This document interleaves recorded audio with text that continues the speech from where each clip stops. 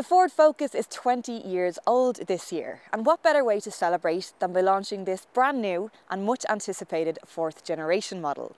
It's been given a new look, slightly more daring than the previous one, and is now longer, lower and lighter than before.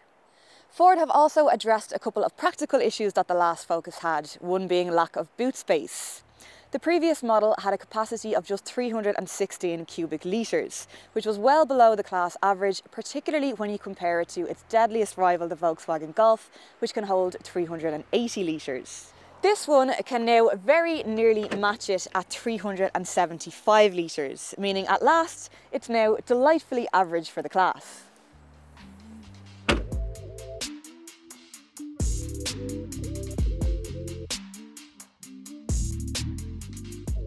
The longer wheelbase means that space in the rear has improved, with a bit more space to stretch out now. Legroom in particular is very good.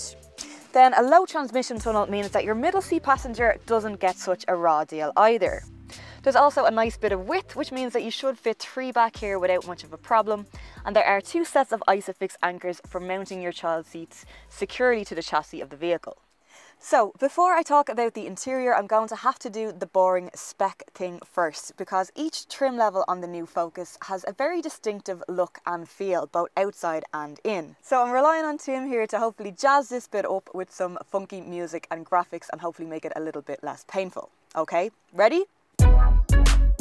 The range starts with the Z-Tech. Starting at €24,900, it comes with 16-inch alloy wheels, a 6.5-inch touchscreen with Apple CarPlay and Android Auto, cruise control and some impressive standard safety features including lane keeping and pre-collision assist. Then there is a €1,500 price walk to the ST line, which gets larger 17-inch wheels, an ST line body kit including a distinctive honeycomb grille, rear spoiler and generally upgraded sportier styling. That is extended inside to the cabin, where you'll see this funky red stitching and carbon effect trim along the dashboard. The titanium, for an extra €1,000 over the ST line, adds parking sensors, a larger 8-inch display complete with sat-nav, keyless go and Ford Pass Connect, which will allow you to use the car as a portable Wi-Fi hotspot. On the outside it gets a fancy chrome linear grille and LED rear lights.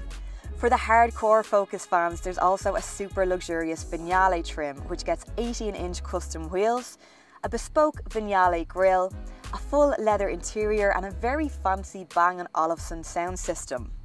But you really would want to be a hardcore fan because it starts at over €32,000. Still with me? Good. So what we have here is the ST line model, which would personally be my pick of the bunch because I just really like the styling. What can I say? I'm shallow like that. Now, unfortunately, it is missing some of the features from higher up the range. So if you do want to spec it up, you're going to have to hit the options list. But I'll get back to that in a second. First, I want to give you a closer look at this new interior because along with the smaller than average boot space, the other chink in the last model's armour was a slightly outdated cabin. I'm delighted to see that that too has been fixed, and I can't overestimate what a dramatic improvement this is. It's got a much neater centre console, far fewer buttons, better quality materials and a much better placement for that touchscreen.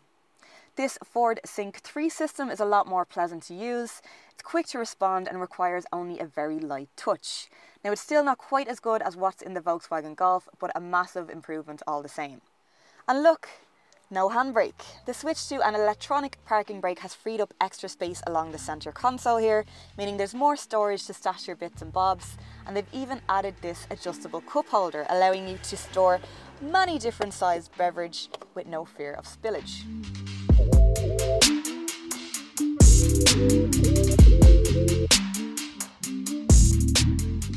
So on those optional extras, there is quite a few to choose from and this one seems to have them all. So I'm just going to point out a few that I think are particularly useful. Ford Co-Pilot 360 is a safety system that will add adaptive cruise control, automatic high beam adjustment and traffic sign recognition.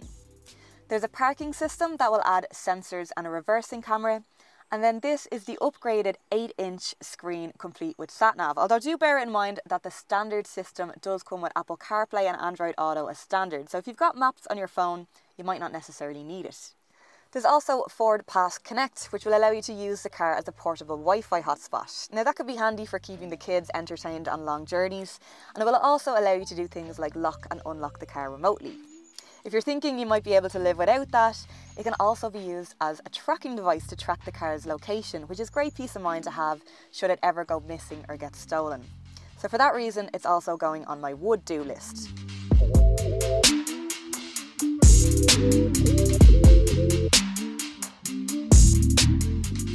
Engine choice is now a straight call between a 1.5 litre diesel and this super little 1 litre turbocharged EcoBoost petrol. Now I like this engine a lot. With a power output of 125 PS, it's actually one of the punchier options of its type, and it's just a super smooth, refined little unit. There's plenty of power from the off, and it manages to hold on to that power nicely even as you move up the gears. It claims a fuel economy of 4.8 litres per 100 kilometres, which is not bad at all for a petrol, and CO2 emissions of just 108 grams mean it's only €10 more expensive to tax than the diesel. So if you think there's any way at all that you might get away without diesel, then this is definitely the one I'd be going for. And Ford themselves are expecting the petrols to outsell diesels in the new year. My favourite thing about the Focus has always been the way it drives, so much so that I did wonder how they were really going to improve on the handling. But they have. The steering feels that bit sharper, and I think you really notice that weight loss on the road. It feels lighter and as a result more agile. It's still a fantastic road holder with unbelievable grip that makes you just want to fling it into corners. Then the sport suspension on this ST line model gives it a low down hunkered feel, which only adds to that effect. In short, it's still a car that will put a big smile on your face and by far still the best in the class to drive. Well, that used to be the Focus's saving grace. It's now just a bonus on top of a very well-rounded and no-compromise package. Any issues that might have been used against it in the past, like the smaller boot or the dated interior, have now been addressed and addressed quite well, making the Focus once again the major force to be reckoned with in this segment. That said, if you like your gadgets, there is still better value to be had from its South Korean rivals like the Kia Ceed and Hyundai i30. The Volkswagen Golf still has the better interior, and if it's spacier after, the Skoda Octavia is certainly worth a look. You can watch reviews of all those models right here on our channel, and if you'd like to stay up to date with any new and up and coming young contenders on the market, don't forget to hit that subscribe button to be the first to know.